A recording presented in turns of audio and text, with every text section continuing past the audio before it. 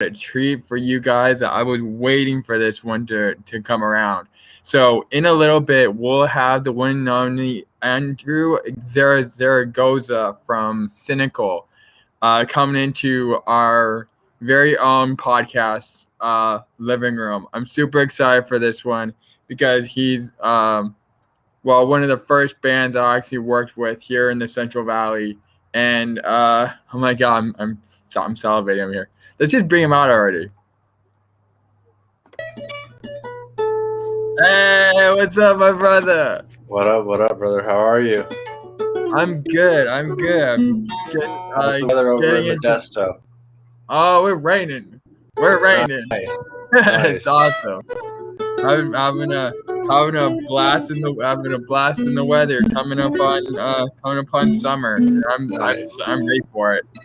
Nice. So I'm super excited to have you on here. I mean, I had you on here once already, but we had problems with it. So I'm really brought a little test run. So I'm super excited to have you on here now. It's been a good couple of months since you played, and let's just get into it. I'm super excited about today. Nice, bro. Me too. I'm glad to be here. Thanks for having me. Let's just get into it. Sinicle. What put together Sinicle? Just raw passion. Just raw emotion. That's what that band was all about, and just doing the best we can. And there you go. That's still my philosophy now. It's just a different approach. You know what I mean? But my approach is always to give my soul, to the music. Just give my fiber, 100% of myself to the music, and deliver that. And so with Sinicle, it was a very bombastic energy, but it could be with any type of energy as long as you're just putting your whole soul into it. Because there's people in that audience who paid money to see you, and oh yeah, for sure. Depending on how you deliver that could be the difference between someone having a bad or someone having one of the best nights of their lives and remembering that moment for the rest of their life. And you don't know, as a musician, someone could tell you, hey, that was amazing, but more often not, they don't tell you, and they just go home and they're like, wow, I just had this great night. You know what I mean? And this band, right. And you want them to know that. You want them to go out there and know that you played a kick-ass show. And that's kind of why I started doing music, was because I go into shows and just feeling that energy of the musicians just making a whole room just boom, just explode with energy, and everyone having a great time. And once that music starts hitting and the whole audience is just, everyone's in this same mood, the same vibration. And there you go. That's what I strive for, and that's what I felt in the audience. So that's what I try and give on stage. And when I felt that in the audience, I mean, it's one of the greatest highs ever, And I feel you. That when it worked, when I'm stagehanding, I feel the exact same thing. It's like you are building someone's night, and it is, like you said, it's a feeling that is just it's hard to convey, but it's so easy to feel. It's more of a feeling than an actual action. Right. And I mean, just you working the shows that you've worked, doing the podcast, it's because the love of it, and it's something bigger than us. It takes everyone to make this music thing go around. So you need the audience, you need the stagehands, you need the sound guys, you need the bartenders, you need the musicians, you need the roadies, you need the merch girl. Everyone has to add to it, and everyone plays a part. Yeah, and so when we all come together and add our energy, I think that's what we feel that's so amazing, is because everyone put in a little bit. You know what I mean? So it's boom, you doing your podcast, you doing stagehand stuff, helping us load in. I mean, that's the behind the scenes stuff that people don't think about that goes into your night, you know?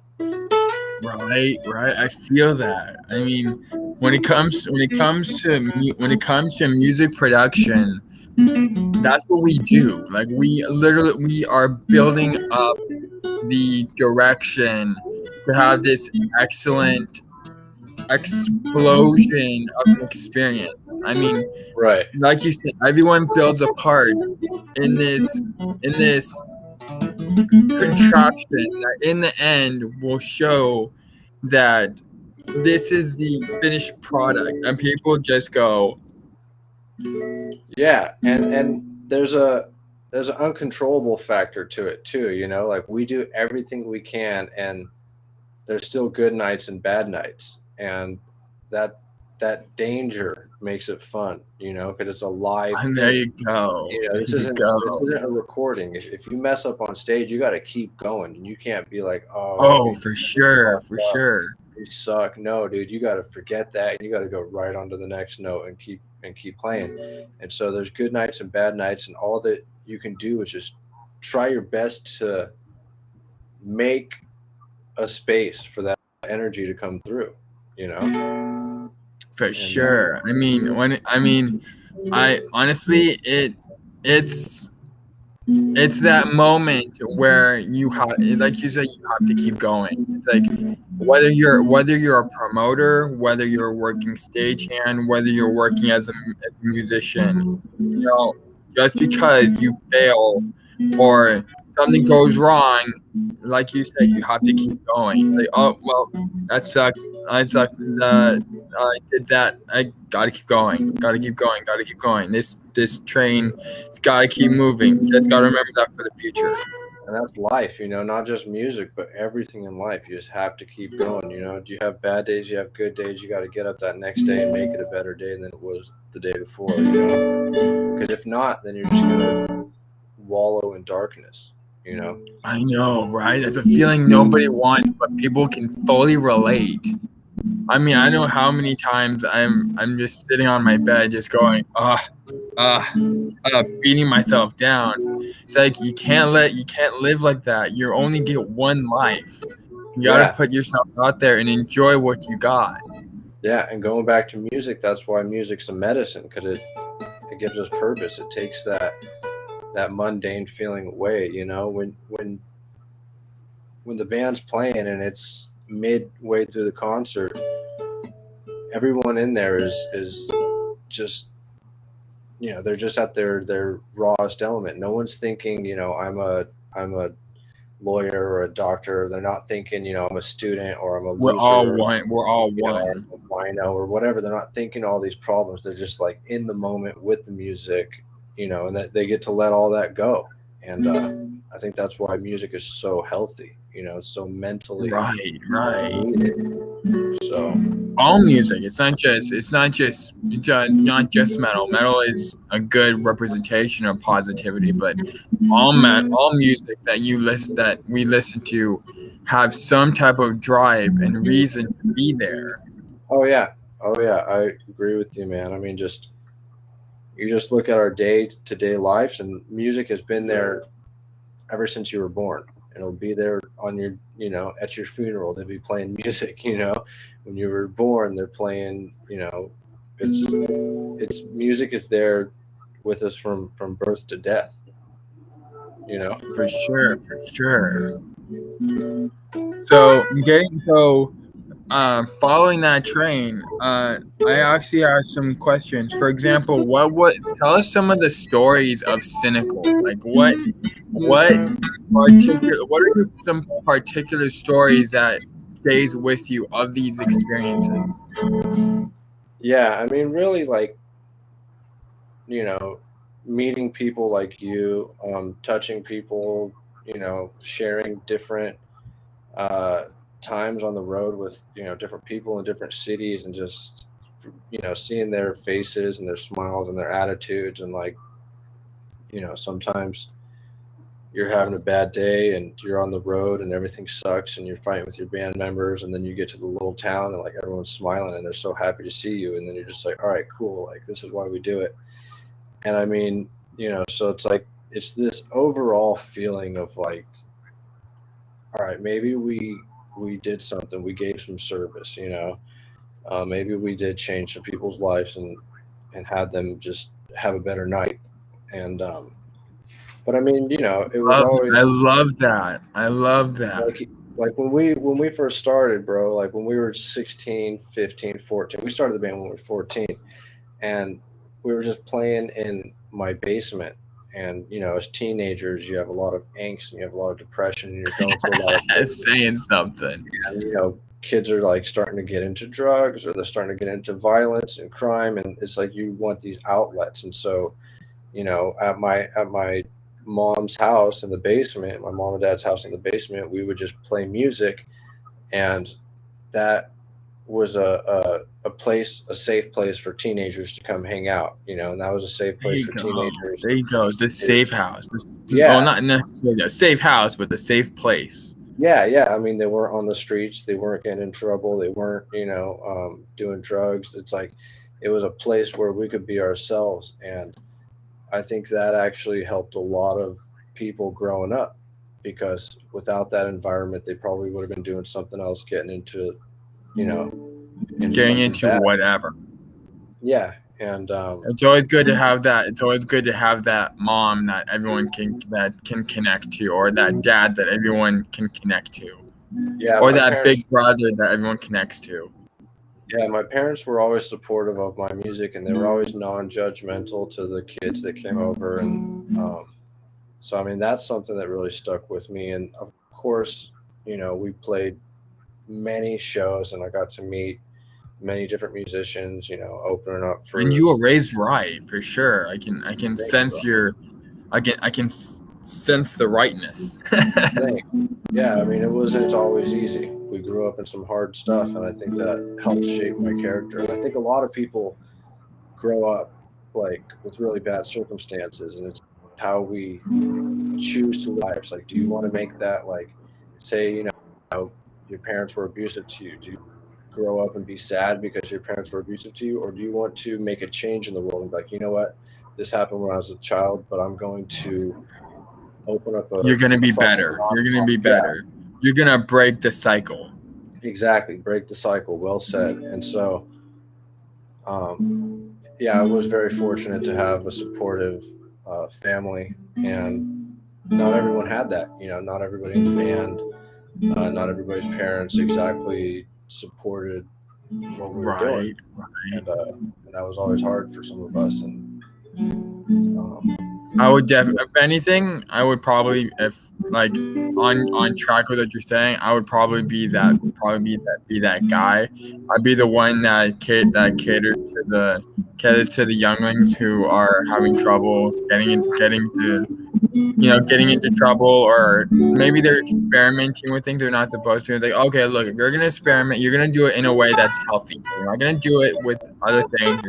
You're going to work with me, and we're gonna go through this. If you're gonna do it, it's better to do it with me and here alone, or with friends that are supportive, than going out there process of doing it. yeah, it's like if you're gonna party, you know, party with the right people who have your back and who know, you know, you drink some beer, smoke some weed, you don't fucking touch that other shit. You know, it's like, and Right. you, because as a kid you don't know, you know, if no one tells you, Right. you You don't don't know know what's what's wrong. good or bad or Yeah, I mean, loose or tight. especially kids that are sheltered. You know, like some people, they grow up and they're exposed to really bad things, and they're like, all right, I'm staying away from that. And then some kids, sometimes they grow up in a very sheltered environment, and they don't get to experience these things. And then they're 18, and all of a sudden someone hands them a fucking meth pipe, and they just think it's no different than weed or a beer or something. And then they get screwed, and then they're And in bad positions up to that. right, The yeah, same thing with heroin, meth, or all those other ones. Just smoking in general can absolutely. but it's good to know that there are people like you that are right for the world, that are cool with the underage, the understanding crowd. We need more Yeah. people like that in today's world. It's just too political right now. Oh yeah, man. I don't buy into that political shit. And you got to come from a place of understanding and not judgment. Like, yeah, okay, someone might be going through some stuff, but that mean look at your own self. Are you probably doing some stuff that's worse in your own life or have done? So it's like we always want to judge. That's why I don't buy into that political shit, man. I think it's just we gotta, It's all smoke and mirrors. yeah, and it's like guys like me and you that make it the life that we live. Like the politics, really, we're not going to meet them. We're not really going to have a huge impact on our life. It's going to be fucking hitting up. Honestly, I had to say that, but honestly, except for hearing it on Facebook, politics hasn't really affected my world much. I mean, my family talks about it, but that's not anything that has to do with me. Like I'm over here. I'm sheltered enough. I'm good enough. I don't need politics. Politics don't pertain to anything that it's a polarity game. It's all about popularity. Yeah, absolutely. And same thing for football. At least, you heard that. At least football, like we know it's all fake. We know it's all fun and games. Like football is like, that's the fun part about it, right? You guys get to you yell at each other and scream, and then after that, yeah, but it's not gonna affect you that much. Not supposed to anyway. Right, exactly. Wow. Okay. So you actually have a couple of albums that came out a little while ago. I cannot remember the name of it because it was in writing, but it was the one with the goat on it. Do you recall? Oh yeah, that's Ask Your Doctor. Yeah, Ask Your Doctor. Okay, that's what it was. So I wanted to ask what made you put out Ask Your Doctor. First off, there's a picture of a goat on it. And then some of the music is very, what I mean? It's very up and down. Yeah. So what in your mind created Ask the Doctor? Is basically like tracks that were supposed to be the album after Angels and Demons, and also some tracks that didn't make it onto Angels and Demons, and also a track that I wrote in 2008. So it was a bunch of unfinished work that I hodgepodge together and put something else out because I just thought that it deserved to be out in the world, and the whole Ask Your Doctor, like the intro, if you go back and listen to that was something that I wrote 2016 or so, and the picture of the goat, I mean, goats are metal, we love goats. Goats are metal. Goats are metal. And so that's a goat that's at that's a goat at my sister-in-law's house in Hawaii. And Hawaii, so, awesome. Yeah, we just took a picture of him, and he was just with his nose up, and it just looked great. It looked like a great fucking album cover. You know what I mean? And, there you go. If you look at the goat, he's got his lip up, and so he's sniffing. He's like, and what he's doing is he's smelling the female goats on the property. Oh, is that what he's doing? Yeah, so he's like, that is looking for that booty. You know what I mean? What a goat! Yeah, talk about the goat. Yeah, exactly. So that's the story of him, and I mean that album was just hodgepodge. I mean, but I like it. I like the stuff that came out on there. It is very all over the place, but I mean that's kind of how Sinicle always was, and that's what makes it fun. There you go. How many albums since Sinicle have you made so far? Well, Sinicle and Andrew Z, my solo stuff together, 9 albums, and then I'm just finished up my 10th solo album. So nice. So like 7 Sinicle albums, 2 solo albums, and another solo album coming out sometime this year. Do you intend to go back to metal at any time soon through COVID? Wait, say that one more time. I said, do you intend to go back to Sinicle, like live Sinicle, at any point through COVID? I mean, I definitely never say never. The thing with Sinicle is it's like, you know, there's other band members that are very important to that band. And so it's like there's some bands that you can change members in and out of. And there's some bands that you can't change members in and out of. You know what I mean? Like, you know, guys like the Beatles, you just can't change one of them out. It would ruin the band. As opposed to Megadeth, it's basically Dave Mustaine and whoever he wants to hire, you know? So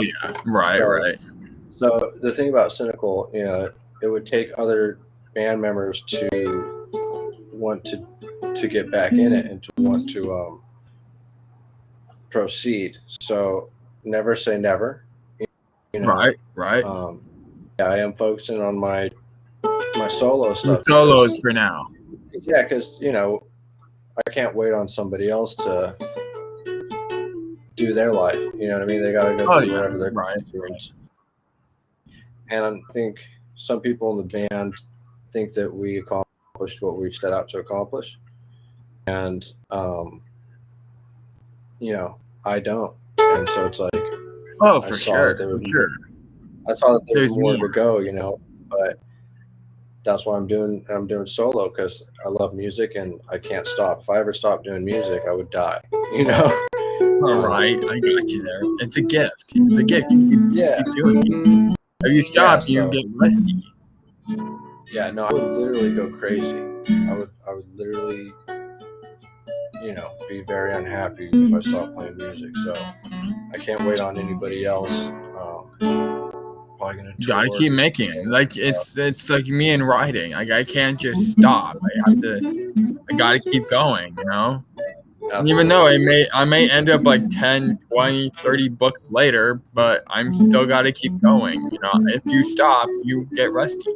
Yeah, not only will you get rusty, but I think you won't feel fulfilled. You know, when we do things like write, when we create music, do art, any kind of expressive stuff, even these podcasts, we feel like we're living our life for a purpose, you know? Like you're not just wasting away. For sure. So I think what you're doing on these podcasts is really important, bro. Oh, thank you, man. I'm glad to hear that. I enjoy working with guys like you. Appreciate it.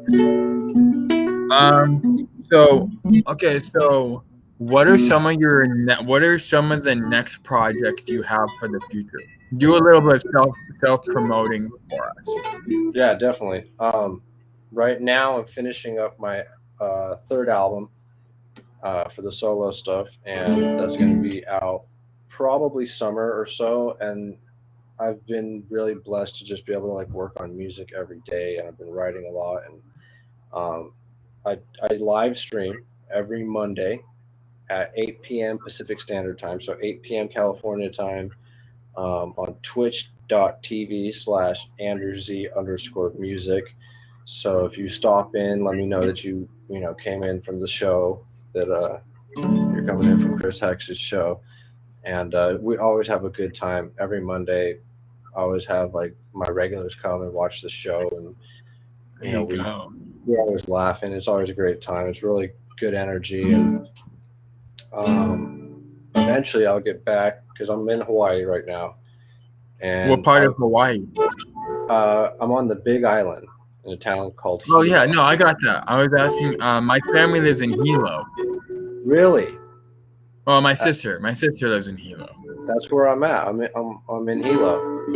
Oh, really? That's hella sick. Do you ever come out to the island and visit her? Oh, often, very much Really? often. I'll be sure to come. I'll come by and see you sometime. Dude, I mean, I would love it. It's like, we're a little separated over here, but anytime anyone comes to the island, it's like really exciting. And yeah, bro, that's so cool that she lives It's in a Hilo. beautiful island. Oh yeah, we needed to get away from LA because it's kind of the exact opposite of LA, and LA is amazing and special, and it's music driven and people are go-getters, but it can be COVID's really hit all of it. COVID fucked up LA big time, dude, and hopefully now that that's starting to ease out, hopefully things in LA will return to normal. But for now, we're gonna just live all chill on the island, and I'll come back to the mainland. I'll do shows, and I'll probably need your help when I hit up the Central Valley. So definitely down for helping you with that for sure. We got some places still working metal. We got Nino's down here or Bono's. We sometimes have Speakeasy. There are places out here that are still doing metal. There's also a place out there in Hilmar that is also going on playing metal. But definitely there's still people that are playing, and it's not done, but it's limited. Right. Yeah, I think things will slowly start widening. I think more things will start happening soon. For sure. I mean, I hope. Oh, one can only hope. I mean, at this point, that's really all we can do. So you told us a little bit about it, but give us a little bit more information. What was it like growing up? It was, it was crazy. It was definitely a town called Reno, Nevada, and it's kind of small like Modesto, and it's there's a lot of boredom and a lot of drugs and a lot of violence and a lot of fighting, and it's very dusty, I believe, isn't it? It's out there in the desert. Very dusty, very cold in the winter, very hot in the summer.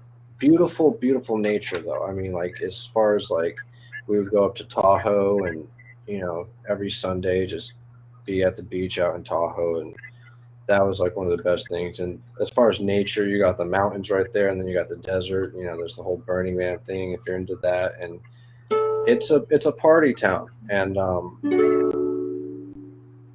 up until I found music, I was like always very depressed. I was always just kind of an emo kid. I feel that.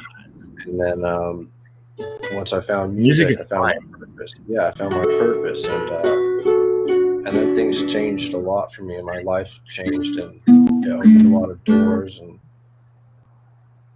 being that Reno was a party town, that means it's good for music. People want to come out and party and see music, so there's a huge support for us. All the support we got in Reno gave me the confidence to pursue music long term. And there came a point when we were kind of like at a point in Reno where we weren't going to get much bigger in that area. We were like one of the top bands in the town, and we were 18 years old. You know what I mean? And you need to branch out. Yeah, exactly. So that's when we moved over to Hollywood and started branching out there. And I mean, we played, all types of shows, Whiskey A Go-Go, met all types of rock stars, met all types of comedians, actors, just random cool, bizarre nights in Hollywood. Hanging out with Lemmy from Motorhead was like a typical. There you go, nice. Tuesday, was hanging out with Lemmy from Motorhead at the Rainbow, and we would play the Rainbow all the time, and it was just really fun, really good experience in my 20s. Did you have any trips to Las Vegas? Oh yeah, we played Vegas a bunch. I mean, we did Battle of the Bands out there. I played not in Sinicle. I was playing guitar. I was backing up guitar for this one band called Valora, and I played the Hard Rock Cafe, the Hard Rock Hotel. Oh, I was about to ask about that place. Yeah, the big one in Vegas. I got to play that, dude, and that was like one of the best shows I played. It was an awards show for Sammy Hagar, Zach Wilde, Coverdale, like all these rock stars were getting awards, and we got to play. And basically, so all these rock stars are like watching me fucking perform. John Five from Marilyn Manson, just all these guys. So, and that was just such a great experience, and it was on cable TV. So that was my Vegas highlight. Is that online? It is online. If you want, I could throw you the link afterward. Oh yeah, for sure. I'll put it on the description. Good. And obviously Ozfest was a huge highlight for Sinicle. That was like a lifelong dream, obviously. And we played that from winning a Battle of the Bands at the Musicians Institute. And, we did many Battle of the Bands to play Ozfest, Mayhem Fest, Not Fest.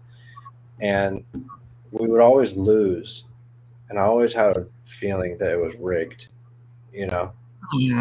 Wow. And then the time that we actually won, I knew the judges. Really? The judges were my friends, and they didn't, so that just goes to tell any band out there that's doing those Battle of the Bands, man, just keep doing them. Don't put your worth into them. If they don't choose you, you don't know what's going on the scene. It's not always the best band wins, but if you keep in there, you will be the band that wins. Like, it'll just happen to where if you just keep doing it, you will get in. But that's where to our friend gurschachs, because they were at the whack Battle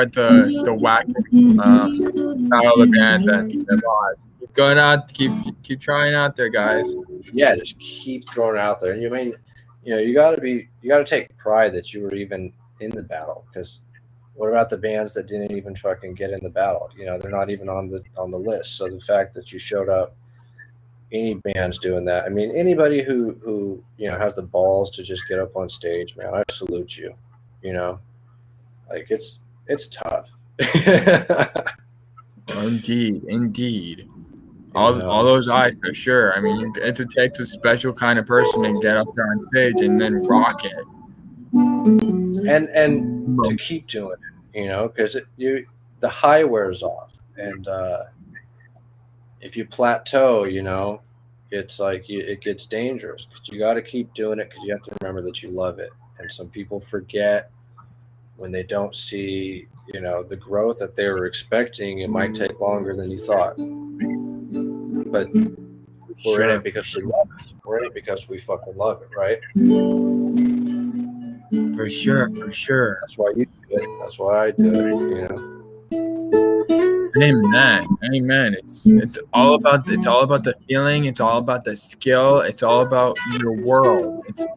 We do this because this is the track that we are on. We are looking for the next step in our journey that is on this trail. Whether it's going to Gallo, whether it's working albums, whether it's doing podcasts. That's a thing that a lot of people don't get, is that we don't do this for money. Money is good if you can give it to us, but we do it because this is our trail. We do this because this is what we love to do. Right, yeah. And I think my next album, I'm gonna give all the proceeds to donations, because I think some people that aren't in the music industry, they think that there's more money than there is. So if I just say, like, look, I'm not making barely any money, and the barely money that I am making, we're going to give it to charity. So don't use that as an excuse not to fucking support. You know what I mean? Right. We have day job. That's the thing that we're all constantly being told is, oh, I'm gonna make $1 million with my music. No, you're not. And you could. You're You gonna never go know. out. I mean, you You're could. gonna go out. You're gonna get a regular job, and you're gonna play music on the side, and you're gonna play at at nighttime for drinks, and and you can take it eventually, further than that. Yeah, and eventually. So don't. I think the thing is, don't get pissed when you're 2 years in and you didn't make $1 million. But I've done that the hard way. if you're 20 years in, well, hey, maybe now you can start seeing your work pay off. It's like growing a tree, right? We don't plant a seed and go out there tomorrow and dig it up right afterwards. Yeah. We have to let it grow. We have to let it happen. Exactly. Don't kill your plant before it becomes a tree. There you go. Don't kill your plant before it becomes a tree, for sure. Yeah, exactly. Oh, wow. So much. It's so awesome talking to you, my friend. Do you happen to have social media? Yeah, of course. TikTok, Andrew Z _music, twitch.tv/Andrew Z _music. Instagram is Andrew _Z _music. Andrew Z on Facebook, YouTube, Spotify, wherever you look for music, I'm there. So just type my name in and I'll come up.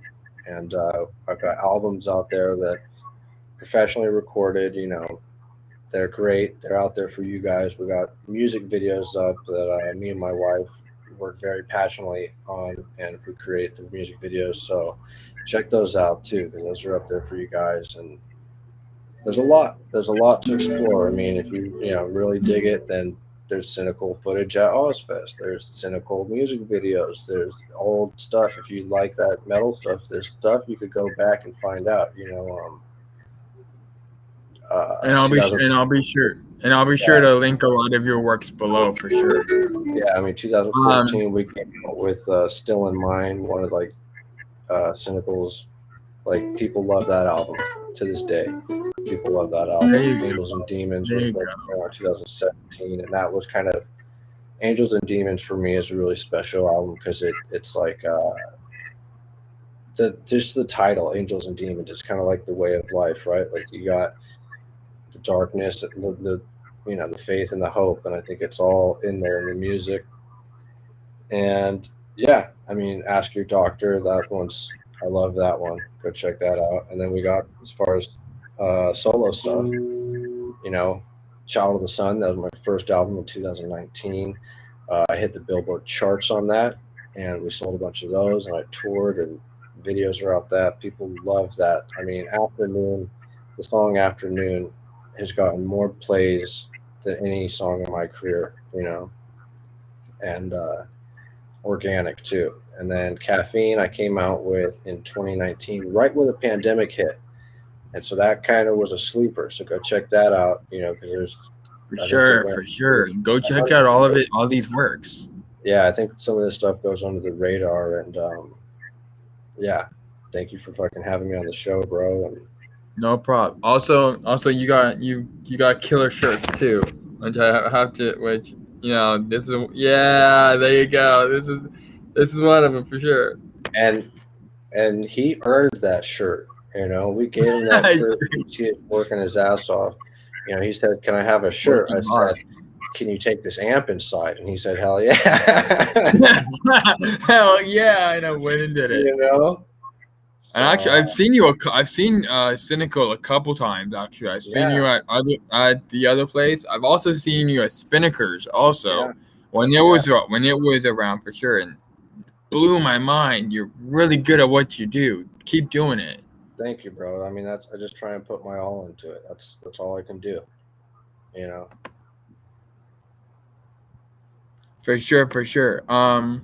Also, you can find me at Chris HexHeart and Audio Rivy at YouTube. That's where you can find the HexHeart Podcast. As well, you can find all the concerts, including a couple of them from Sinicle. You can also find me at HexHeart Promo for Instagram, and I'm at Christopher Pagano on Facebook. And yeah, and I'm super glad that I was able to work with you, my friend. You too, brother. Always a pleasure. All right. I'll talk to you later. Be cool, man. Enjoy All right, Hawaii. thank you, bro. Much love. I'll talk to you soon. All right, thanks, man.